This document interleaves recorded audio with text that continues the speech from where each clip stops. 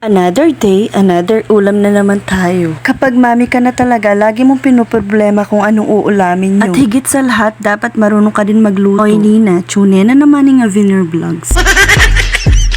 Pagkagising ko nga pala kanina, pumunta na ako sa palengke at hindi na ako nagilamos. Charis!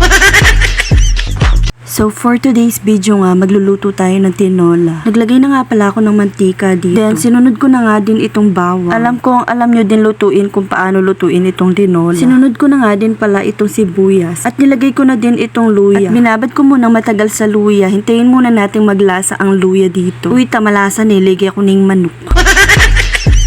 Naalala ko dati bago ako mag-asawa, hindi pa ako gaano ka-expert magluto. At after a year, ayan, expert na tayo. Charis.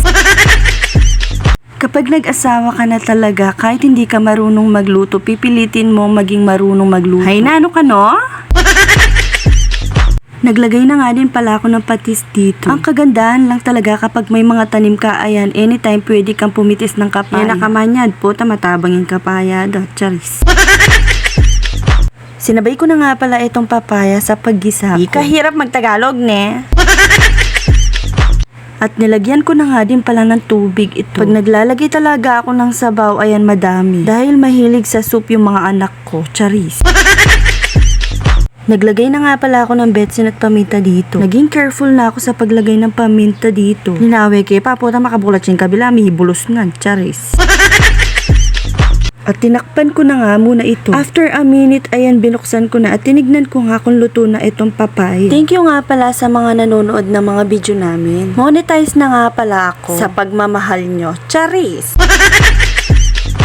Uy, excited ka ne. Alam ko naman na maraming marites dito. Yung nanonood lang sila pero never silang nagre-react. Bakit kaya nakakatawa na yung post ko, hindi pa rin sila nagre-react? At ayaw pa rin mag-follow kahit nagpapa-follow ka na. Bala kayo, pen? Pero thankful pa rin ako dahil umabot na ako ng 5k followers. Kung hindi dahil sa inyo, hindi ako aabot ng 5k. Kaya naman super thankful pa rin talaga ako sa inyo. Dahil kahit papaano ay pinapanood nyo yung mga video namin. Basta ang importante ay masaya at nag-e-enjoy ka kung ano ang ginagawa mo. Hayaan mo lang yung mga taong laging kumukontra sa iyo. Never naman talaga silang magiging masaya. At least kahit papaano ay pinapanood ka nila kahit hindi yan mag-react. Charis!